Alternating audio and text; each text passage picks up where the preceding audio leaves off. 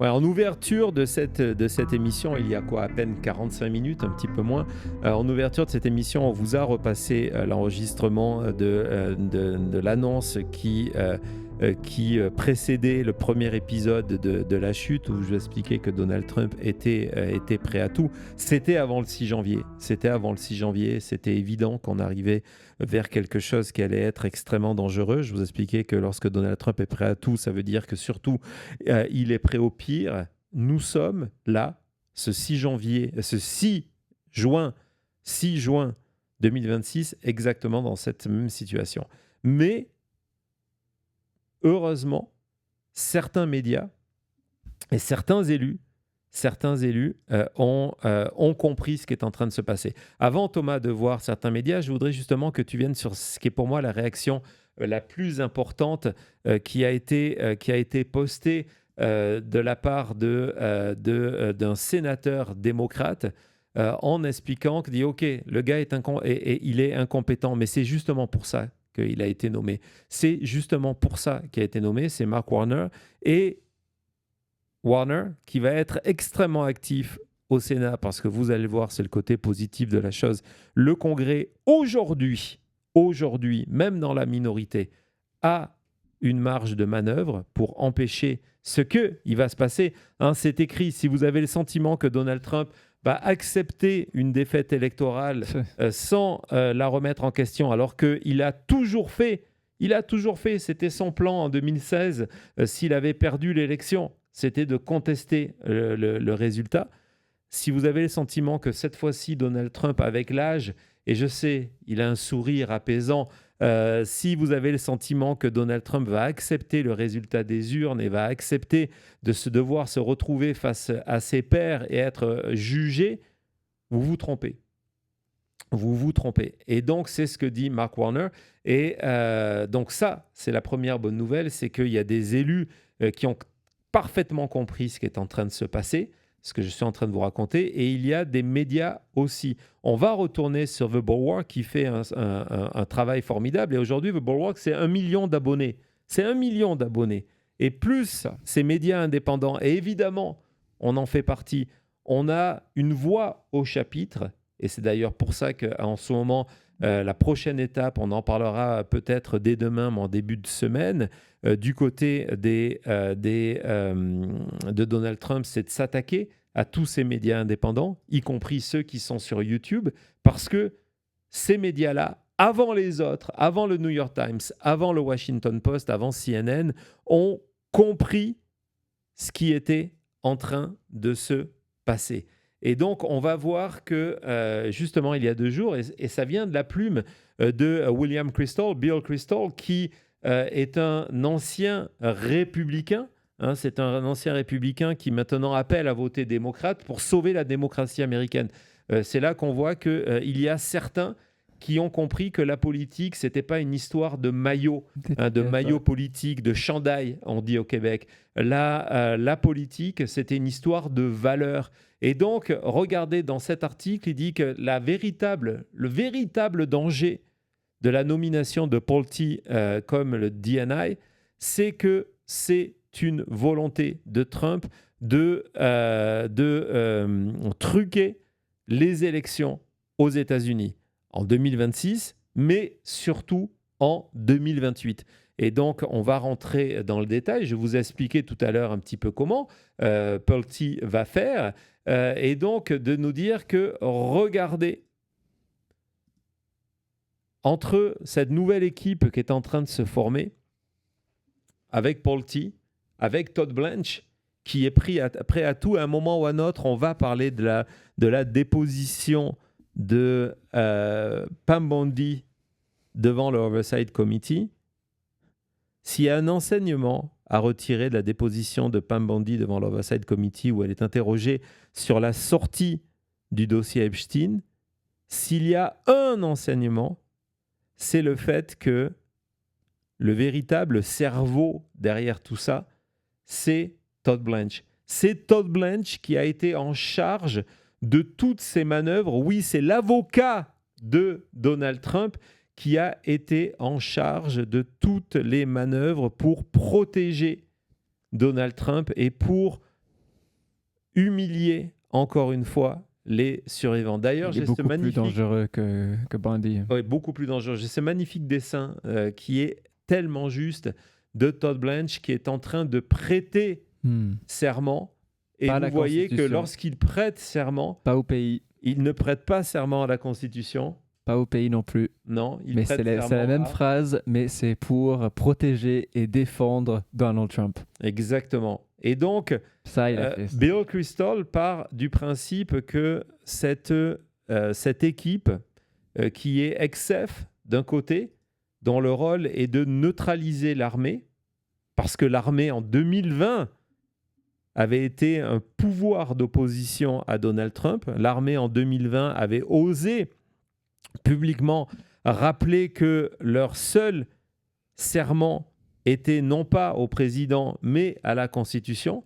Donc l'équipe Todd Blanche, Kash Patel, Markwayne Mullin, qui est prêt à utiliser ICE pour faire cette pression sur l'élection, tout ça, c'est un clear. Regardez cette expression, c'est d'une force absolue. Et Bill Kristol n'est pas là pour les clics, d'accord ? C'est pas cette génération-là.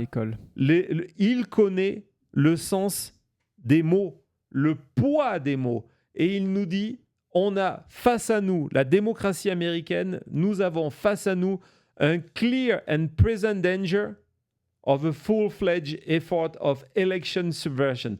On est face à un danger imminent, un danger immédiat pour empêcher. Je vous l'ai déjà dit, Donald Trump ne peut pas annuler des élections, mais empêcher l'exercice de la démocratie. Peut-être en 2026, mais avant ça, après ça, d'une manière certaine, en 2028. On va continuer dans cet article parce qu'il est extrêmement intéressant.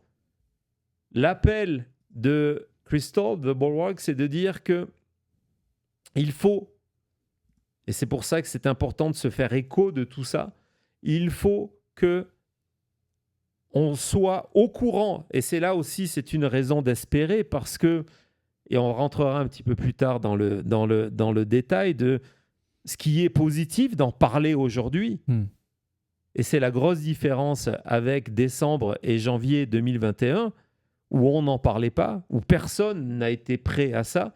Là, c'est de dire non, si on en parle maintenant, si on agit maintenant, les juges, les personnes en charge du système électoral dans les États, le public américain sera prêt à répondre à tout ça. Ça doit être le seul focus, et je sais que c'est extrêmement dur parce que Donald Trump, justement, multiplie les diversions, parce que les diversions permettent de mettre en coulisses tout ça en place, c'est de dire non, notre focus, notre concentration pour les 6 prochains mois, c'est de sauver la démocratie américaine. C'est de permettre l'installation de ce nouveau congrès en janvier, et c'est de faire, comme le disait hier George Conway lors de ce débat à New York, une priorité démocratique de poursuivre Donald Trump et de demander Donald Trump et son administration et de demander leur impeachment avec removal.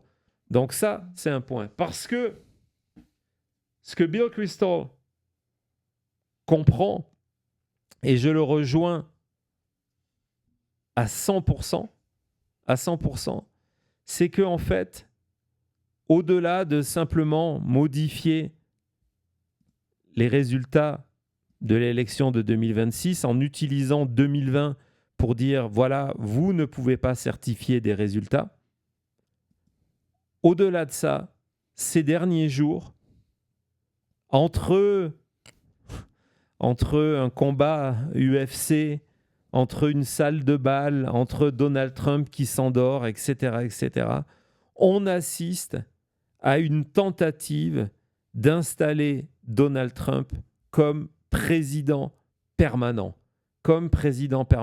C'est le cœur de deuxième article, et c'est là que je vois que c'est intéressant parce qu'on a du côté de The Bulwark compris que ça devenait un combat extrêmement important, pressant, exactement Thomas, pressant, et donc de mettre en avant en disant ok, en fait, qui en a à faire de la popularité Des 32%. des 32%, S'en fiche. quand l'idée, c'est de rendre les élections sans effet, irrelevant. Et d'ailleurs, regardez, il y a 2 jours, Donald Trump nous dit tout. Il y a la semaine dernière, cette phrase, alors qu'il peut être pris comme une espèce de bravade, et peut-être elle l'est, mais Donald Trump, de dire que I don't care, j'en ai rien à faire des midterms, des élections de mi-mandat. Vas-y Thomas. You're naming Bill has no value. Their whole economic system is broken down. They thought they were going to outweight me. You know, we'll outweight him. He's got the midterms. I don't care about the midterms. Look what happened last night. That was the prelude to the midterms. People understand it. They know that. Very simple. Iran cannot have a nuclear. J'en ai rien à faire des midterms. Pourquoi il en a rien à faire? Parce que dans l'ombre, avec Bill Pulte, avec Todd Blanche et avec d'autres, il est en train de construire ce projet de Trump Forever, dont on a parlé, de permanence, de pouvoir permanent, avec un Donald Trump qui, si la santé lui permet, n'a aucune intention de quitter le pouvoir. Il est en train de construire tout ça au moment où je vous parle. Donc, on va avancer dans l'article parce que je veux vous montrer qu'au-delà de ce que je pense, il y a d'autres personnes qui sont mieux informées que moi de la chose politique, qui voient ce danger. Et d'en parler aujourd'hui, via une plume de quelqu'un qui est réputé pour son sérieux, c'est une très bonne nouvelle. C'est une très bonne nouvelle parce que la seule manière d'empêcher ça, c'est d'en parler maintenant. Et donc, le point de départ de Chris Saul, c'est de dire, il y a 2 jours, et on va voir la vidéo, je suis allé vous récupérer cette vidéo, Donald Trump a annoncé la confirmation de ce qu'on savait, c'est-à-dire que quand il aura terminé, du moins le plus rapidement possible, Todd Blanche va passer de son rôle de acting patron du département de la justice, ministre de la justice, qui était un rôle intermédiaire, une sorte d'intermittent après le départ de Pam Bondi, à celui qui va être en place. Et Bill Kristol met en avant le fait que Trump a utilisé le terme de permanent. Ça n'existe pas, permanent. Ça n'existe pas. C'est un terme utilisé par Donald Trump. Comme lorsqu'il dit « Je vais faire de Todd Blanche mon ministre de la Justice permanent ». Ce n'est pas le président des États-Unis qui va faire. C'est le Sénat qui va valider ou pas. Et c'est pas certain et c'est que pas Todd permanent Blanche non plus. D'ailleurs, le mot permanent, c'est exprès. Non, c'est permanent, c'est vraiment pour dire permanent. C'est pas pour son terme, pas pour le temps que je suis là. C'est permanent. Vrai, il est là. On va écouter ce message-là. He has no value. He's acting attorney general. Tomorrow I'm instructing Dan and everybody else that's involved in that very complicated process, which is going to go, I think, very quickly, that we are going to make him permanent attorney general. Voilà, donc, est-ce que c'est une erreur de Trump ou est-ce que c'est un avertissement? Prenons le camp de la prudence et pensons plutôt que c'est un avertissement parce que tout ce qu'est en train de faire Trump, on va continuer dans cet article, démontre qu'on est en train de mettre en place cette présidence permanente avec Donald Trump en expliquant que du côté de Todd Blanche, tout ce qu'il a fait ces dernières semaines, c'était justement de montrer à Donald Trump qu'il était prêt à tout faire pour continuer son boulot d'avocat et permettre à Donald Trump, que ce soit au niveau de son slush fund, etc., au niveau de l'affaire Epstein, de rester en place. Et ça va plus loin d'ailleurs. Hier, et regardez à côté de lui la réaction de Kash Patel lorsque la journaliste pose la question. Todd Blanche et Kash Patel étaient invités d'une émission de Newsmax. chaîne pro-Trump. Et lorsque on explique, on demande à Todd Blanche en disant, ben voilà, le problème c'est que si les démocrates reviennent au pouvoir, ils vont poursuivre Donald Trump, le ministre de la Justice dit quoi à ce moment-là? Il dit qu'avec Cash, patron du FBI, on va mettre sur place tout ce qui est possible comme roadblocks, donc comme protection, pour empêcher que l'on poursuive Donald Trump. Hein, c'est lui déjà qui vient de signer cet accord avec Trump pour le protéger en termes d'imposition. Là, on va plus loin. C'est de dire, moi, ministre de la Justice, avec le directeur du FBI, je suis en train de mettre sur pied et en place les protections possibles pour que la démocratie ne puisse plus être exprimée et pour qu'on ne puisse pas poursuivre Donald Trump derrière ça. C'est cette volonté de dire, si on ne peut pas poursuivre Donald Trump sur rien, on ne peut pas poursuivre Donald Trump s'il reste en place, s'il devient ce président permanent. On va écouter Todd Blanche. He's acting attorney general tomorrow. Last question to you about the future. You said this week that you believe President Trump absolutely faced prison if he hadn't won the election in 2024.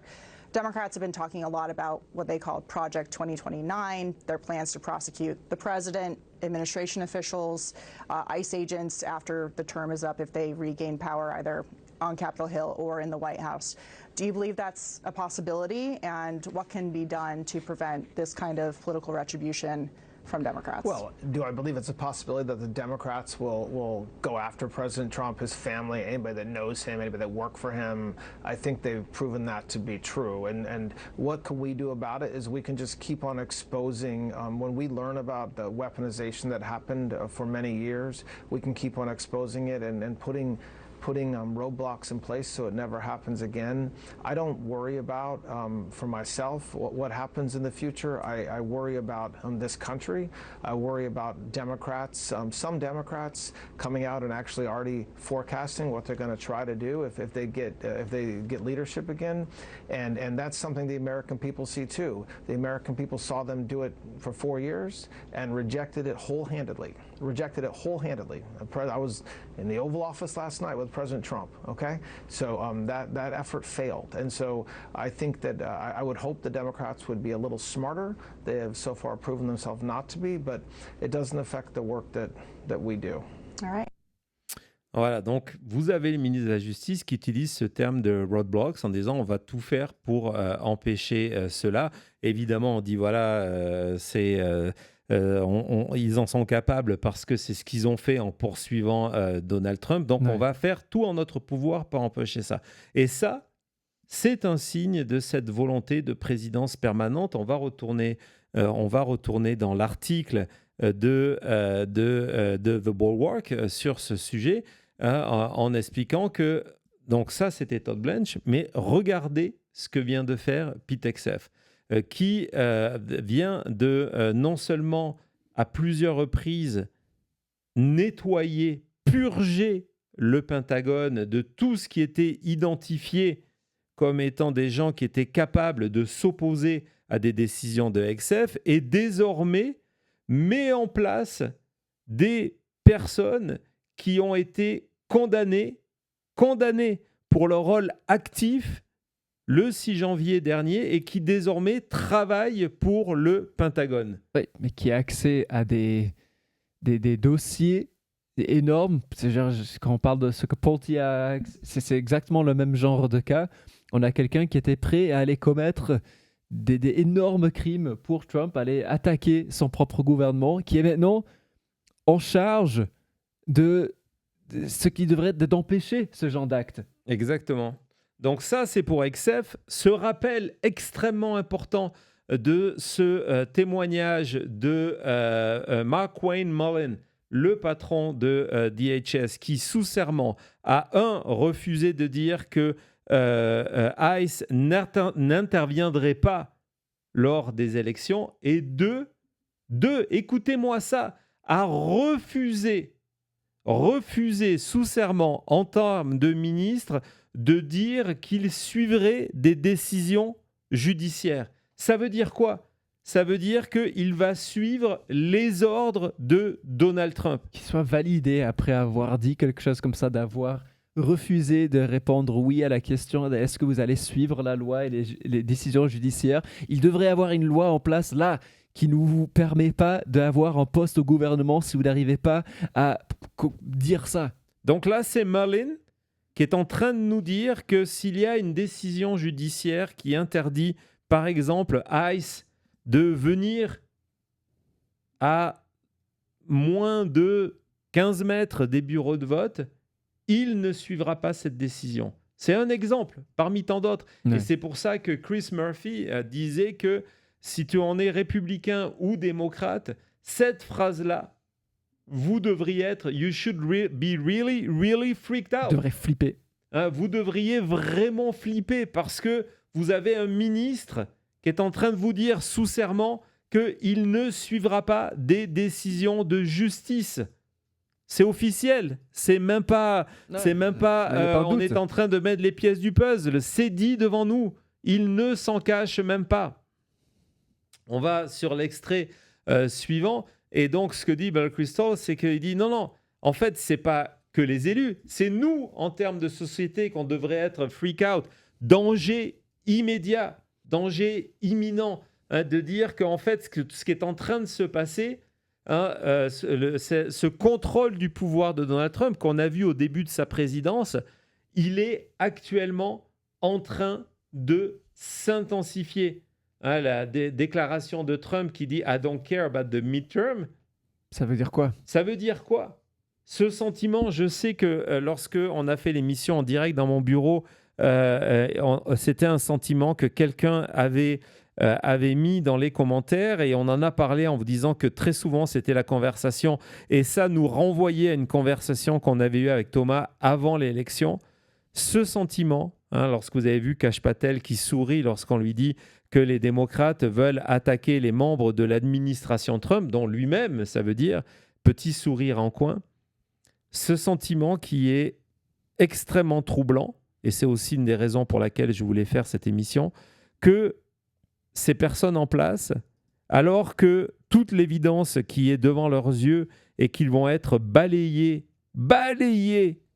en novembre prochain, que les Américains rejettent Trump et ses ministres et ses idées comme jamais personne ou presque n'a été rejeté, et que face à ça, on a des personnes, alors est-ce que c'est une posture ou est-ce que c'est quelque chose de plus grave, qui en permanence projettent le fait qu'ils ne seront jamais punis pour leurs conséquences et qui resteront là. Lorsque Donald Trump dit qu'il n'en a rien à faire des résultats des primaires, alors que des résultats des midterms, alors ce qu'il sait ce que ça veut dire pour lui, c'est qu'il estime, à tort ou à raison, parce que vous allez voir, il y a des raisons d'espérer dans tout ça, à tort ou à raison, il estime que, quels que soient les résultats des élections, rien ne va changer pour lui, qu'il n'y aura pas de majorité démocrate au Congrès, même si les démocrates gagnent. Ouais. Même si les démocrates gagnent. Et donc, regardez ce commentaire de Kristol, et on est arrivé au point où Trump ne s'en cache même plus. Et ce qui déclenche cette déclaration, c'est ce tweet, on va le voir Thomas, de Trump sur Truth Social, extrêmement étrange et extrêmement inquiétant. Extrêmement étrange parce qu'il est passé inaperçu, pas passé inaperçu sur Truth Social, mais il date du 3 juin et je suis sûr que vous avez plus entendu parler, y compris ici, on a mis plus en avant le AI Slope, que cette déclaration, en expliquant que les communistes, pourquoi d'un coup on parle des communistes, c'est pas attaché parce que souvent les tweets de Donald Trump sont attachés à un article ou le tweet précédent, c'est lié au retweet d'un article. Non, pas du tout. Pas du tout. C'est quelque chose d'à part, d'indépendant. En disant que les communistes font toujours bien avec les électeurs, ou certains diront le peuple. Les communistes ont toujours un succès avec le peuple au début, mais à la fin, le pays se transforme en échec sans précédent. Ça devient l'enfer avec de la violence qu'on n'a jamais vue, la pauvreté, les crimes, etc. Souvenez-vous, la popularité d'abord et ensuite la mort et la destruction. Président Trump. Qu'est-ce Quoi, que ce veut message? dire Ouais. ce message-là?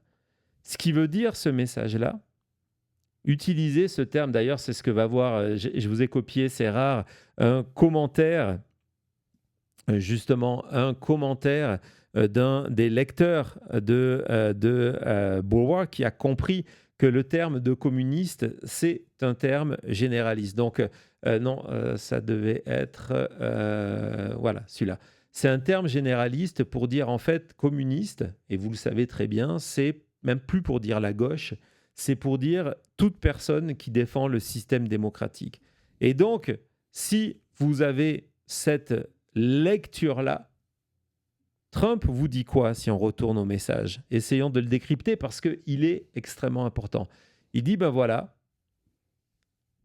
les opposants, lui est opposant aux communistes, donc ça veut dire les personnes, les démocrates, mais pas que les républicains pour démocratie, ils ont d'abord un succès populaire.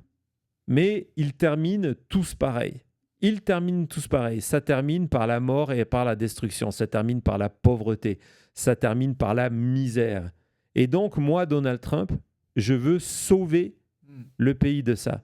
Et quand il précise les électeurs, dire le peuple, ça veut dire que seul moi, le chef Donald Trump, j'ai le droit de m'opposer à la volonté populaire parce que j'ai un dessein supérieur qui est celui de protéger le pays. Si le peuple choisit d'abord la popularité, moi qui suis impopulaire aujourd'hui, j'ai le devoir en termes de président des États-Unis d'arrêter ça, pour pas de que ne ça se pas retrouve. accepter cette décision populaire, donc les élections ont lieu, de ne pas accepter les décisions populaires, d'utiliser tout ce qui est en mon pouvoir, ministre de la Justice, ministre de la Défense ou de la Guerre, pour empêcher que le pays tourne au chaos. C'est la justification qui a été utilisée par Poutine. C'est la même. Donald Trump recycle Poutine en Russie, recycle Hitler en Allemagne. Disons, je fais C'est ça pour vous. exactement la même chose. Je fais ça pour vous, pour sauver le pays et le peuple.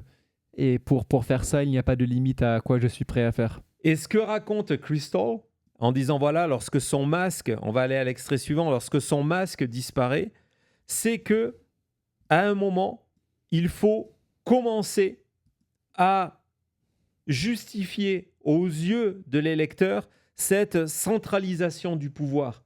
On ne peut pas le faire, on ne peut pas réussir du jour au lendemain. Il faut commencer à préparer ses troupes, et j'utilise le terme de troupes, et une partie de l'opinion publique à la justification de ce qui est en train d'arriver. Et on est en train d'assister à ça. C'est danger immédiat. Ce message, ce n'est rien d'autre que ça, en disant, regardez, c'est la justification pour laquelle je ne peux pas rendre le pouvoir. Je ne peux pas suivre les élections, les décisions des électeurs, voters. Je ne peux pas les suivre. C'est pas que je ne veux pas. Il y a une Je suis un mort démocrate. garantie par derrière. Mais là, il y a une raison qui passe au-dessus de ça. Il en va de la sauvegarde de nos nations. Il en va de notre idée de l'identité américaine. C'est pour ça d'ailleurs que ce sont les communistes. Ce sont des communistes. Notre identité américaine a toujours été de s'opposer au communisme. On continue dans cet article-là. Et donc cette idée de dire que, regardez, l'opposition, les communistes sont en train d'attaquer cet idéal américain, de détruire. C'est ce message que Trump a déjà utilisé le 6 janvier d'ailleurs, de dire que si on n'avait pas le courage, et lui il aura le courage de le faire, on n'a plus de pays demain. C'était son discours. C'est ce qu'il vous disait, c'est que maintenant il fallait du courage maintenant. C'est que if you don't fight like hell, on n'aura plus un pays Donc oui, on est à 100% dans ça, que de ce combat qu'on a vu le 6 janvier, et maintenant il veut juste éviter cette étape d'avoir les gens dans les rues, d'éviter ce combat et de le faire dans les ombres. De le faire avant, et on commence à préparer. Donald Trump a toujours fonctionné comme ça. Il annonce toujours ce qu'il va faire pour qu'après, ça devienne une sorte d'évidence. Mais je vous l'ai déjà dit. On est toujours dans ce formidable article et en disant que, regardez, c'est pas Donald Trump, c'est l'histoire des régimes autoritaires. À un moment, ils ont besoin de parler de ce qu'ils vont faire, de dire ce qu'ils vont faire pour que socialement, ça soit accepté. Pas sur une mesure en particulier, mais Non. d'une manière générale. Dire, ah ben oui, il y a une menace communiste et donc d'une manière générale, il faut lutter pour ça parce que c'est lutter contre death and destruction. C'est exactement ce que Trump écrit. C'est quasiment un combat religieux. C'est un combat religieux, c'est un combat entre le bien et le mal. Et donc, ça veut dire que, regardez, ce que je viens de vous dire, ce combat entre le bien et le mal, ce combat, oui, quasiment religieux, justifie tout. De saisir le pouvoir, justifie un coup d'État. Pour vous protéger. Ou justifie de rester en place pour justement défaire les communistes qui, eux, ont séduit le peuple. Donald Trump, au moment où je vous parle, à l'instant où je vous parle, sur Truth Social, vient de recycler la photo de lui qui était utilisée d'ailleurs par Bill Pulte en disant « Just sit back and relax. Trust, là. Ouais. It will all work out well in the end. It always does. » Donc, ne faites rien. Ne faites rien. À la fin, tout va s'enrager. C'est toujours le cas. Laissez-moi faire. Ayez confiance. Je suis là pour résoudre vos problèmes et pour sauver la nation. Et des fois, il faut sauver la nation contre son propre peuple. Hein, vous connaissez le concept de faire le bonheur malgré les gens. Ben, c'est exactement ça. Et ça rentre parfaitement dans cette idée depuis toujours où Trump dit « Seul moi, je sais ce qu'il doit faire », tout ça, cette espèce de fureur principe qu'on a avec lui, où je sais ce qui est de mieux pour vous, mieux que vous savez même. Faites-moi confiance, je sais ce qu'il faut, je sais ce qui est le mieux. Et ce que je le fais, c'est moi, je me sacrifie. On arrive à la conclusion d'années de communication de Donald Trump, de positionnement. Hein, Donald Trump, regardez, il aurait pu rester faire des affaires. Regardez ce que Donald Trump a autant sacrifié. Regardez, Trump est choisi par Dieu. On essaye de l'assassiner, il est toujours en vie. On arrive à cette conclusion avec la mise en place de différentes personnalités comme Bill Pulte pour mettre sur pied tout ça. Mettre sur pied.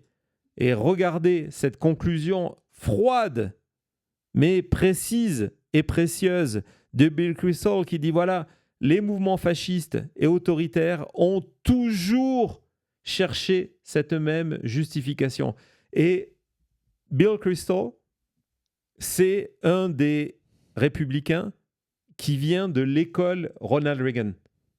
Il a travaillé pour Ronald Reagan. C'est quelqu'un qui s'est illustré aux États-Unis dans le travail, dans la mission de l'anticommunisme au moment de la guerre froide.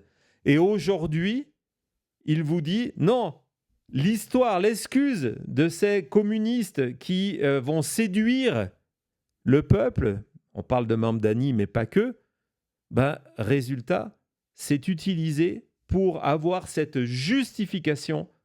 On doit sauver le pays. Donc, il y a un véritable danger avec cette équipe autour de Trump qui vient donc de se constituer. C'est pour ça qu'il y avait cette illustration qui était vraiment formidable. J'ai même hésité à la mettre en illustration de cette émission où vous avez Bill Pulte, dont le travail va être d'utiliser les dossiers secrets des 18 agences américaines pour les weaponize, pour les utiliser contre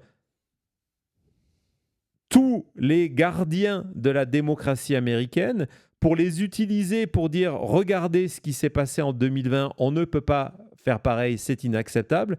Vous avez Todd Blanche qui va utiliser le ministère de la Justice et le FBI pour être le bras judiciaire de tout ça, pour essayer de donner une espèce de légalité.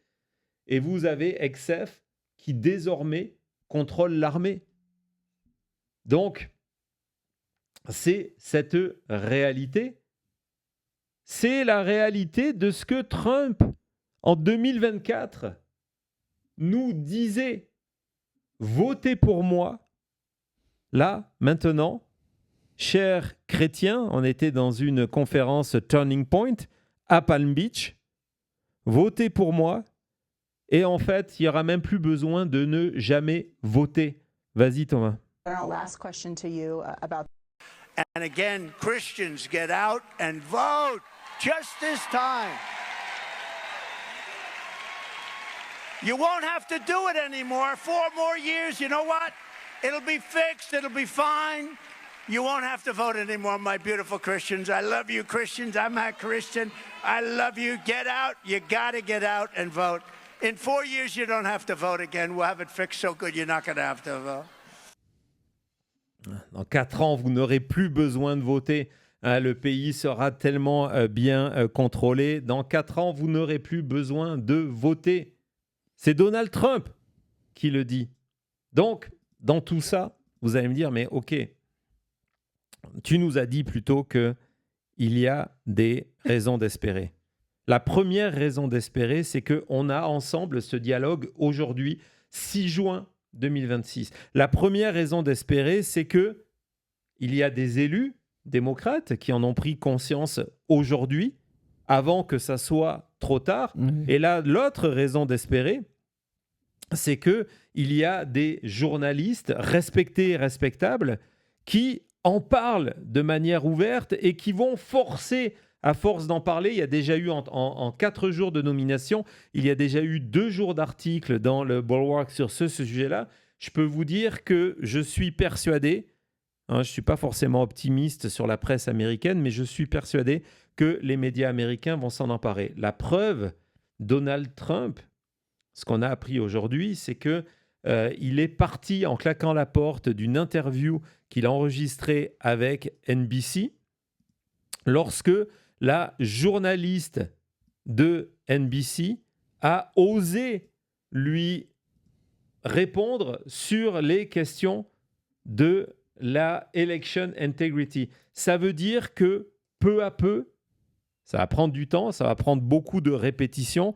mais peu à peu, le sujet devient une réalité et que, je le sais, c'est une réalité aussi, les démocrates se préparent à ce genre d'opportunité, à ce genre de crise majeure en novembre prochain.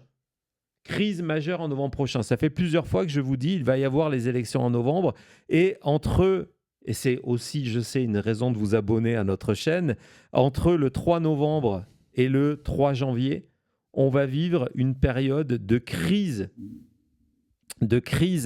constitutionnelle sans précédent, où tout ce que Donald Trump met en place actuellement, dont une partie n'est même pas visible, va être utilisé de la Cour suprême aux cours intermédiaires, aux médias et aussi, évidemment, au niveau de Mike Johnson pour empêcher la transition de pouvoir, limiter les élections de tas de manières, on vous en a parlé plusieurs fois ici, le redécoupage, l'utilisation de ICE, etc., etc.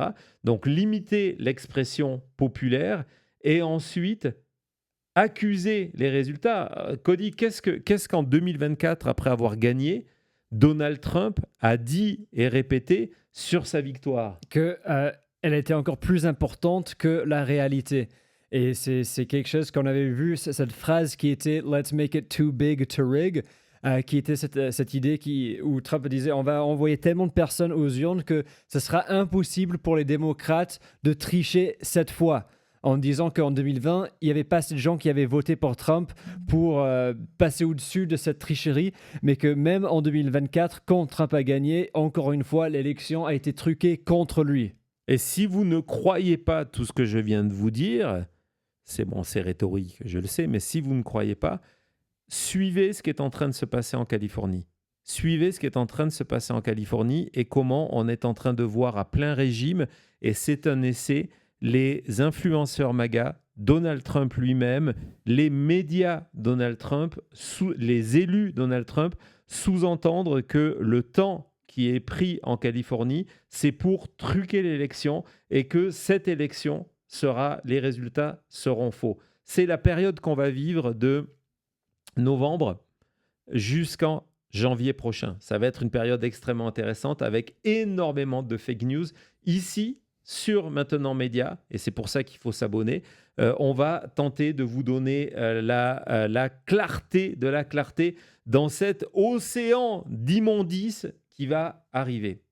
Mais pas besoin d'attendre à ce moment-là. La nouvelle positive, c'est que il y a une possibilité dès aujourd'hui, c'est ce que raconte Bill Kristol, et encore une fois, je suis d'accord avec lui, de dire voilà, il n'y a pas besoin d'attendre d'avoir une majorité en janvier prochain. Parce que si les démocrates ont la majorité en janvier prochain, s'ils ont la majorité, la préservation de l'élection de 2028 doit être une priorité nationale. Et oui, ça passe par l'impeachment de Donald Trump, ça passe par l'impeachment de Todd Blanche, de Bill Pulte, de Kash Patel, etc., etc.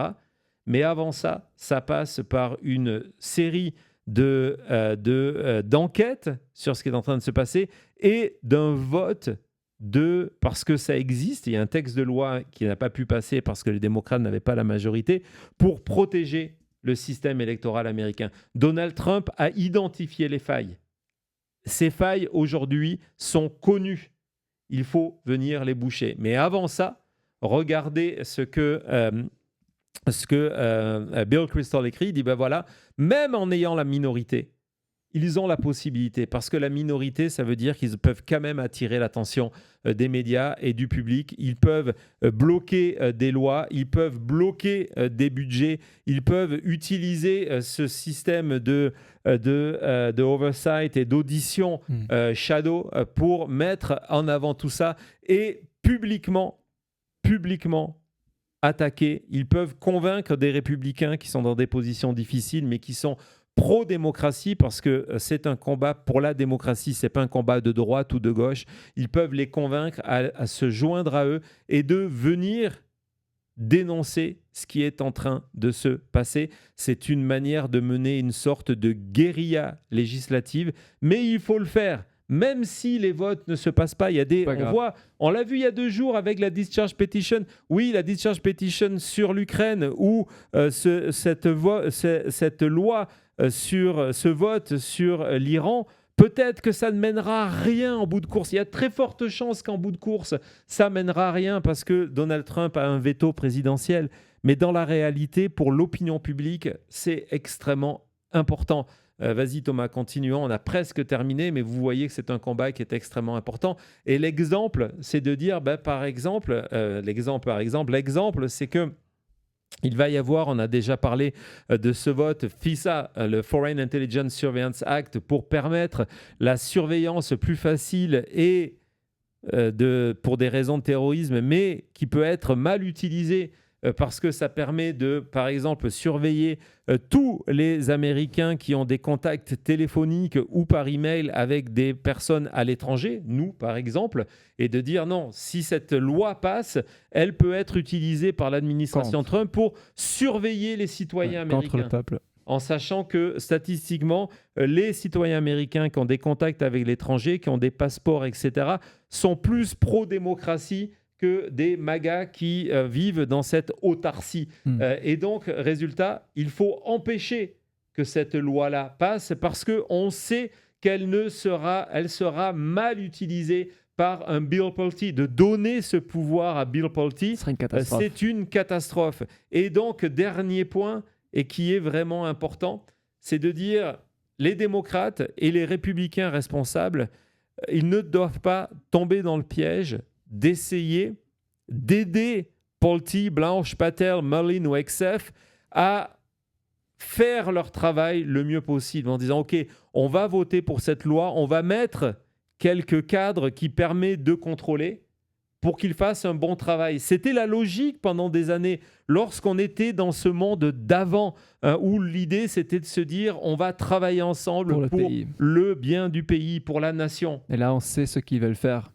Exactement. Donc lorsqu'on sait ce qu'ils veulent faire, installer une présidence permanente de Donald Trump, le Congrès a une seule mission, c'est de les empêcher de faire, c'est de rendre leur travail le plus compliqué possible en attendant le résultat des élections. Alors oui, il y a un danger immédiat.